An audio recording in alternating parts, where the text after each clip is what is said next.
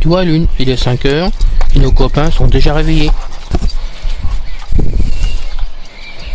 Ceci Info 91, la chaîne vidéo consacrée aux non-voyants présentée par Alain.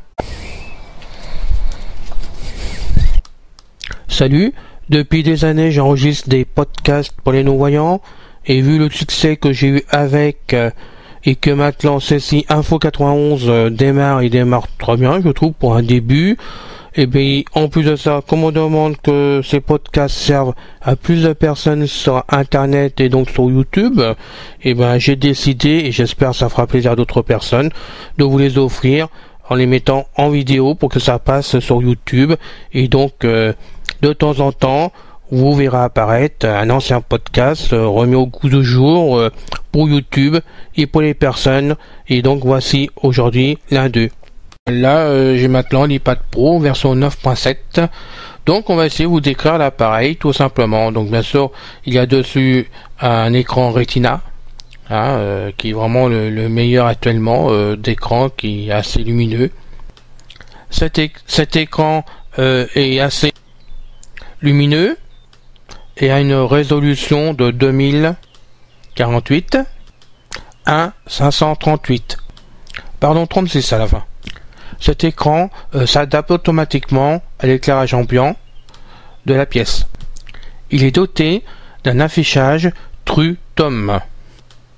Cet iPad possède donc 4 haut-parleurs. Je sais qu'on en a tant parlé un peu partout, même sur notre forum, sur notre liste de discussion iPhone France DV. Eh bien, je peux vous dire que actuellement les 4 haut-parleurs sont vraiment stéréo, puisque je m'en sers. Que si on pousse le son, il est assez puissant. Mais ça ne vibre pas du tout, c'est vraiment géant pour nous, pour vraiment écouter ce son, écouter la musique ou la télévision ou des choses comme ça dessus. Même la voix de Thomas, donc vous allez entendre tout à l'heure, passe très très bien dessus. Et j'ai même l'impression apparaît différente, donc ça doit être le haut-parleur qui fait ça, c'est mieux, c'est bien mieux pour nous, c'est plus agréable. Et donc vous allez pouvoir le tester tout à l'heure. On va continuer donc la description de l'appareil. Il possède une puce A9 X-Tray 64 bits et permet d'avoir une autonomie d'environ 10 heures sur l'iPad Pro. Il y a donc un coprocesseur N9 dessus. Ce microprocesseur a une puissance de 1,8 fois plus importante que l'iPad R2 que certains ont essayé ou ont eu entre leurs mains. Alors, concernant tous les modèles, je vais donc vous donner maintenant les informations complémentaires. Donc, vous avez l'iPad Wi-Fi en Pro. Et vous avez le cellulaire. Les puissances en mémoire dessus sont donc maintenant de 32, 128, 256. Tout dépend ce que vous voulez faire avec. Personnellement, j'ai pris un 128 Go.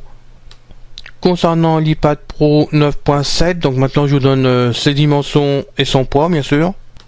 Il mesure 240 mm par 169,5 mm et 6,1 mm. Son poids est à 437 grammes. Ces haut-parleurs sont stéréo, prise Lightning pour le branchement sur le courant, bouton capteur touche ID, une prise Smart Connector. Alors ça c'est nouveau maintenant sur l'iPad Pro des deux modèles, que ce soit en 9.7 ou le 12, de toute façon c'est nouveau. Ça vous permet soit de brancher donc un clavier que j'ai acheté et qu'on essaiera plus tard quand je le recevrai. Vous pouvez aussi brancher un stylet, une sorte de stylo pour faire des dessins graphiques, tout comme ça que vous pouvez faire avec. Et on commence à parler de sortir d'autres accessoires qui iraient dessus, donc ça c'est vraiment nouveau. Et certainement que l'iPhone 7 ou l'iPhone 8 l'aura automatiquement, parce qu'on en parle aussi sur Internet. Il y a vraiment des choses qui tournent actuellement là-dessus, sur ce Smart Connector. Donc on va attendre, mais c'est bien parti pour. Il y a une prise casque donc de 3,5 mm. Bouton marche arrêt qui se trouve en haut à droite. Il a aussi deux micros. Bouton des volumes bien sûr. Dans le coffret n'est pas livré de casque avec, ou de ce qu'on appelle les écouteurs tout simplement. C'est pas prévu pour cela. On trouve l'adaptateur USB qu'on branche donc sur le transformateur qui est livré avec. Donc maintenant on va parler vraiment de l'écran qui est un écran donc Retina de 9,7 pouces dessus. C'est un écran multitouche éclairé par des LED. Son revêtement est oléophone, ça évite les traces de doigts dessus, et c'est aussi un écran laminé. On ajoute à cela que l'écran est anti-reflet. Alors maintenant on va parler de l'appareil photo parce que pour les voyants c'est très utile, mais pour nous ça le devient de plus en plus entre justement prendre des prises de vue pour faire se servir avec un OCR par exemple pour voir du courrier, tout comme ça, des pages écrites on va dire, ou pour détecter les objets. Donc plus que l'appareil photo est grand en pixels et mieux que c'est pour nous. Donc on va en parler maintenant. Donc appareil photo Inzing, c'est un 12 MPX et non plus 5 ou 8 sont les appareils qu'on avait jusqu'à maintenant, soit sur les iPhones, soit sur les iPads. Donc là on passe carrément à 12. Mise au point automatique avec focus, pixel. Il y a un flash TrueTone, c'est le premier flash sur les iPads. Panoramique jusqu'à 63 pixels. Photo HDR automatique. Il a le réglage de l'exposition. On a aussi le mode rafale dessus. Un mode retardateur, une ouverture de 2,2, possède un objectif de 5 éléments, un filtre ultra-rouge hybride, on a un capteur arrière de luminosité, une protection de l'objectif en cristal de saphir, une stabilisation de l'image automatique, mappage de son amélioré, une réduction du bruit améliorée, une détection des visages. Passons à l'enregistrement vidéo maintenant. Donc on y va. Enregistrement vidéo de 4K 3840 x2 160. Mais aussi enregistrement vidéo HD 1080p à 30 ou 60 I/S. Ou encore enregistrement vidéo HD 720p à 30 I/S. Prise en charge du ralenti en 1080p à 120 I/S.